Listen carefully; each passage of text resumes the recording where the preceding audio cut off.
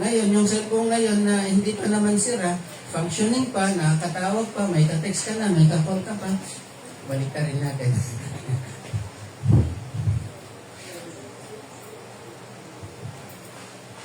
Magdidesire ka ngayon na naman nun dahil palagi mong nakikita. Hindi lang palaging nakikita, nakita mo pa sa ato, di ba? Ano yan? Bago to. Di ba?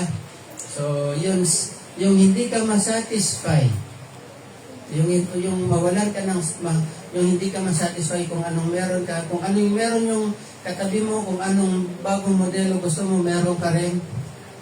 Kahit na wala kang pera, ibebenta mo ang sarili mo. Bebenta yung sarili mo para makuha mo ang bagay na yan. Yun na yung hindi magiging maganda. Magiging addiction na ito. Addiction saan? Sa pagiging materialism. Kala natin drugs lang na addict, no? Sa pagiging materialistic. So, 4 na bagay yung makikita natin from verse 19 hanggang 34 ng Matthew chapter 6. Yung 4 na yan ay from verse 19 to 21, na-cover na natin ito last week, yung huwag kang mag-ipon ng kayamanan sa lupa, kundi mag-ipon ng kayamanan sa langit. Yan yung verse 19 hanggang 21. Ang pangalawa, verse 22 hanggang 23, ang mata, ang ilaw ng ating katawan. So, i-discuss natin ito mamaya. And then, pangatlo, sino ba ang iyong pinaglilingkuran? Ang Diyos ba o si Mammon? Okay? Ang Mammon ay ang Diyos-Diyosan ng pera. So, Diyos o pera. At pang-apat, so kung nasaan ang treasure mo, kung nasaan yung hilig mo, kung sino yung Diyos mo, ang number 4 ay magkakaroon ka. It's either na magwo-worry ka or hindi ka magwo-worry. Depende kung sino yung Diyos mo. Kung sino yung pinagtitiwalaan mo ng gusto. So, ang sa pang-4, verse 25 onwards, ay yung huwag kang mabalisa. So, ang solution sa pagiging huwag mabalisa ay Matthew 6:33. Ano yan? Seek ye first the kingdom of God, and all these things will be added unto you. Yan. Titingnan natin. So, verse 22 hanggang 23, ang mata, ang ilaw ng katawan. Kung malinaw ang iyong paningin, mapupuno ng liwanag ang iyong buong katawan.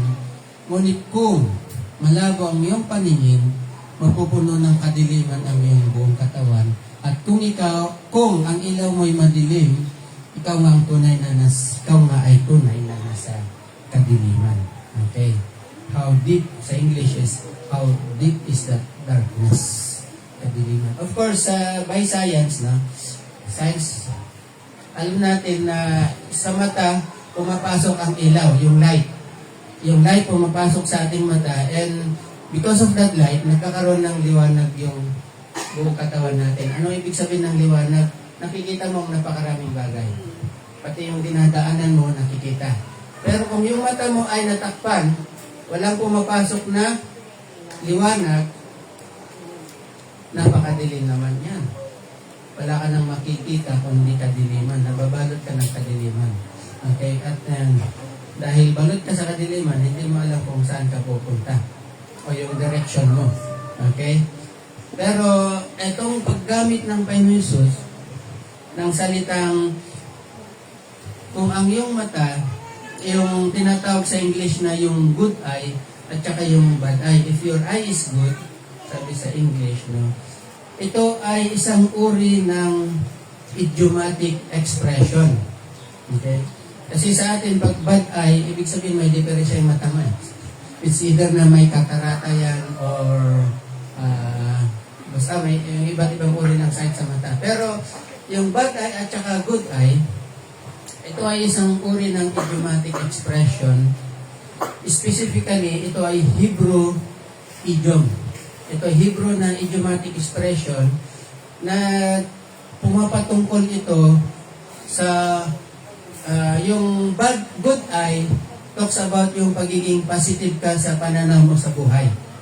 Okay, yung bang tinetake mo ang lahat ng bagay into positive. Makaranas ka ng sitwasyon na hindi maganda, ay pagsubok lang yan. Yung ganon.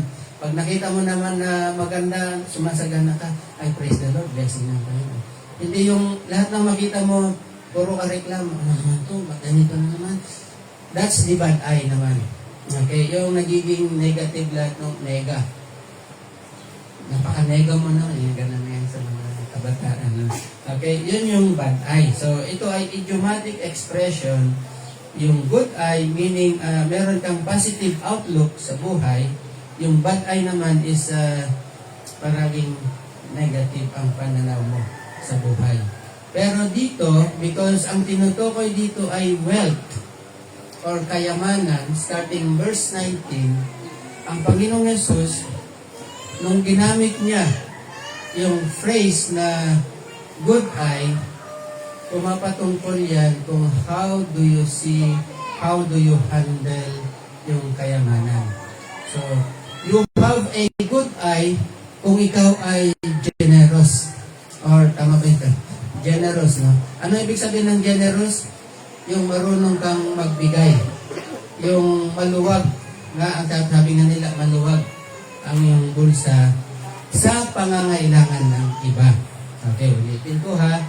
Ang pagiging good eye, meron kang magandang mata. Yung mata mo ay malinaw ang iyong paningin. Sabi dito sa, tama ba? Verse 23 yan. Mapupuno, kung malinaw ang iyong paningin, tama, malinaw ang iyong paningin is yung good eye, ibig sabihin ay yung mapagbigay ka, yung hindi mo kinimtim-tim, tama ba yung word na yun? Yung pera, hindi mo nakaganon. Sabi ng mga Ilocano, kuripot. Kuripot. Okay? Yun ay meron kang malinaw na paningin. Yung marunong kang magbigay. Yung hindi mo inaangkin, hindi mo sinosolo, kundi isineshare mo kung anong meron na. Pero take note sa mga pangangailangan, needs. Okay, take note, needs. What if may lumapit sa iyo, sabi niya, or sis Joanna lang kasi siya yung lapitin. Sabi niya, sis, pwedeng magkiliwas. O, kapampangan na. Manyari ko magkiliwas. Ayan ba? Bakit? Jupit na kasi yung kwan ko, yung lending ko. Okay lang ba na pagbigyan mo yung gano'n? Sa tingin nyo, balik ko mo rin, kapilan. Basta balik ko rin.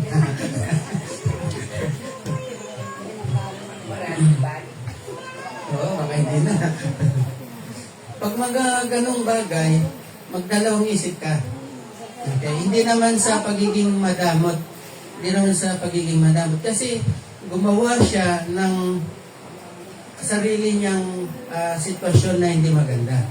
Magle-lending siya. Saan niya ginamit yung lending? Pang birthday, pang blowout ko sa mga kabangkada, darating sila.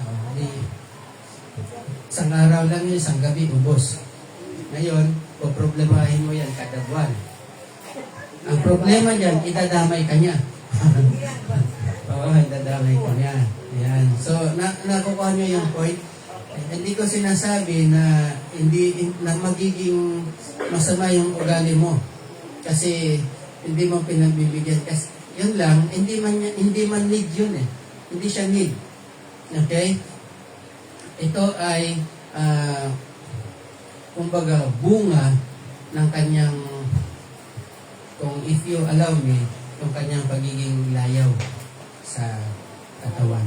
Layaw. Kung sana naglending lang siya dahil pang dagdag niya sa puhunan sa tindahan, wala namang problema. Okay yun. Kaya nga tinatawag yan ng mga microfinance eh. Yan. Pero kung sa ibang bagay, hindi na maganda. Okay. Paano kung lumapit sa'yo, sis Sisyon ba ulit? Kasi na-hospital o pang-hospital ka na. Sa tingin nyo, i-withhold mo pa rin ba? Siyempre, ang katotohanan niyan, kahit hindi mo na siya pairamin, ibibigay ko na to. Diba? Ibibigay ko na to. Kasi totoo naman na meron siyang immediate need sa pagkakataon na yun. Yan. So, at least na di-differentiate nyo yung mga bagay. So, ang Panginoon, hindi niya sinasabi na basta ibigay mo na lang kung ano yung pinagpaguran mo. Hindi. Kundi, magbigay ka sa mga nangangailangan sa needs. Now, ano naman yung, alam nyo na, kung ang malinaw na mata ay yung mapagbigay, generous, ano naman yung malabo yung mata? Ngunit kung ang piningin mo ay malabo, puno-puno ng kadiliman. Ibig sabihin ng malabo ay yung selfish ka. Nakita mo na ito ay talagang needs, nakita mo na talagang ito ay kailangan pa, tapos meron ka, ayaw mo pa rin ibigay, ayaw mo pa rin magbigay, ang ibig sabihin ay madilim or malabo ang iyong paningin. So pag ganon, yung buhay mo ay namumuhay ka sa kadiliman. Yan ang ibig sabihin nito. Ayan. Okay, napahan niyo po. So, kung malinaw daw ang iyong paningin, meron kang good eye, magiging generous ka at ang iyong buong katawan, yung whole body will be punong-puno ng light. Ibig sabihin ay maganda, kumbaga meron kang gagamitin ko yung word na aura. Kung ba sabi niya, blooming ka. Siyempre, napagbigay yung pwede. Okay, blooming. Sabi ni David Gusick, isa siyang commentator at saka pastor din, being generous brings light to our lives. Being generous brings light to our lives. We are happier and more content when we have God's heart of generosity. Mas masaya daw yung buhay natin at mas kontento tayo when we have God's heart of kung meron daw tayong yung puso na magiging generous ng Diyos. Yung generosity ng Diyos ay taglay-taglay natin. But, if we are not generous, it is as if your whole body will be full of darkness. Our selfish, miserly ways cast darkness over everything that we think or do.